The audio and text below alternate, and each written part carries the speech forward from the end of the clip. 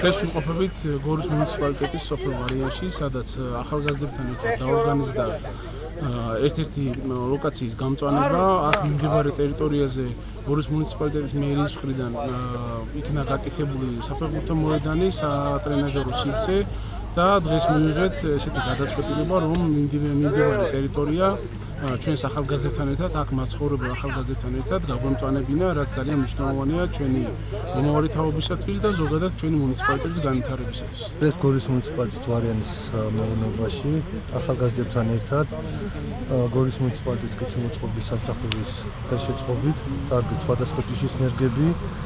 მინდა აღვნიშნო, რომ მიმდებარე ტერიტორიაზე მოეწყო საფეხბურთო მოედანი, ბავშვების ეწყობა ატრაქციონები და გასართობი ლოკაცია და ასევე მოეწყო ტრენაჟერები და კომპლექსურად შემიძლია ვთქვა, რომ ვარიანის მეურნეობას ექნება ერთი კარგი სივრცე, სადაც ჩვენ მოსახლეობა შესაძლებლობა ექნება და ჩვენ ახალგაზრდებს როგორც სპორტული მიმართულებით, ასევე დასასვენებელ სკვერში გაერთონ, დაისვენონ.